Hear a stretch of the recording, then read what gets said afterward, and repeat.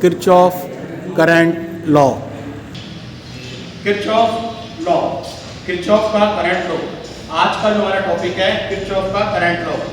Kirchhoff नियम ये हमारा बहुत ही इंपॉर्टेंट है। इस नियम से ही हमारे जो ट्रांसफार्मर में न्यूट्रल बनता है और ट्रांसफार्मर न्यूट्रल बनता है, 3 फेज की मोटर में स्टार कनेक्शन होते हैं और जो हमारा लोड होता है, जो 3 फेज का जो डिस्ट्रीब्यूशन लोड होता है, 3 फेज का अगर सप्लाई है और सिंगल फेज का लोड है तो उसको लोड डिस्ट्रीब्यूशन करने के बाद न्यूट्रल में 0 रहना चाहिए, वहाँ पे ये लॉ काम आता है।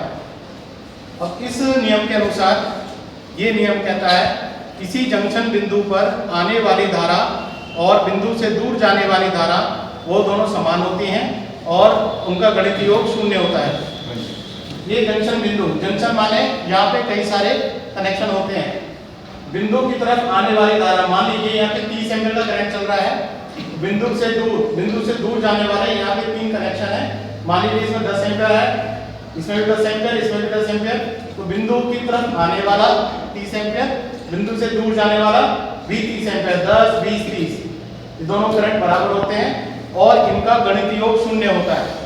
अब ये 0 कैसे होता है? ये 30 ये और ये 30, इधर के 30 बराबर 30, इन दोनों को जोड़ेंगे, ये 30 यहाँ चला जाएगा तो 30 में 30 का 0, तो यहाँ पे जो है 0, यहाँ पे 0 होगा। ये किरचॉफ का नियम है और इसका बहुत ही ज़्यादा इम्पोर्टेंट काम हमारे ट्रांसफार्मर में है। जो हमारा डिस्ट्रीब्यूशन ट्रांसफार्मर है, जो आपके गली मोहल्ले में लगा हुआ है, ये डिस्ट्रीब्यूशन ट्रांसफार्मर है। ये ट्रांसफार्मर सिंबल है। ट्रांसफार्मर की 2 साइड होती हैं, एसपी साइड और एलपी साइड।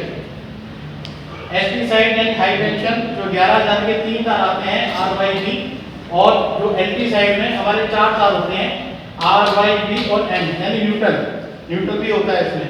जब हमारे पास 3 तार आ रहे हैं तो चौथा कहाँ से बना? ये किरचॉफ के नियम से बनता है।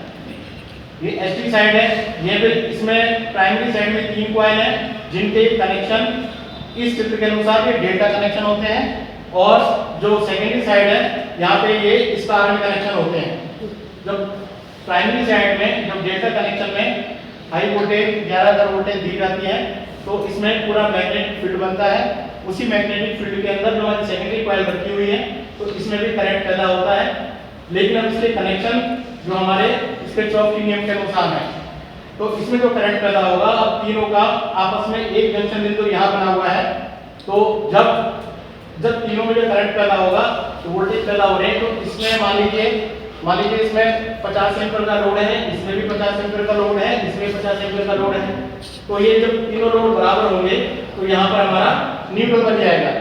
इसका भी हम प्रैक्टिकल करेंगे, अभी इसका प्रैक्टिकल करके दिखाते हैं। तो न्यूट्रल हमारे यहाँ से बनता है, काम था आर फेस, वाई फेस और बी फेस, और यहाँ न्यूट्रल बनेगा। इसके अनुसार हमने 2 बल्बों को सीरीज में लगाया है। सीरीज में इसलिए लगाया है क्योंकि एक बल्ब होगा तो फ्यूज होने के उसके चांस हैं। ये हमारे 2 बल्बों की सीरीज आर फेस के साथ जोड़ दी हमने, और 2 बल्बों की सीरीज हमने वाई फेस के साथ जोड़ दी, और 2 बल्बों की सीरीज हमने बी फेस के साथ जोड़ दी। तीनों का हमने आपस में जोड़ के यहाँ पे कनेक्शन कर दिया। अब तीनों में हमने यहाँ से आर फेस दे दिया, यहाँ वाई फेस और ये बी फेस।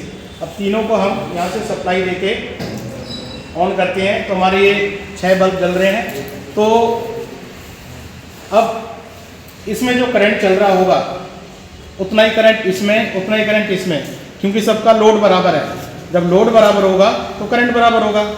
हमारे 200-200 वाट के बल्ब हैं सारे, अगर इनमें हमने 100 वाट के बल्ब लगा दिए, बाकी में अलग लगा दिया, लोड अलग होने की वजह से इनका करंट भी अलग होगा, तो हमारा करंट बराबर होना चाहिए। अब हमारा नियम के अनुसार यहाँ पे न्यूट्रल बनेगा।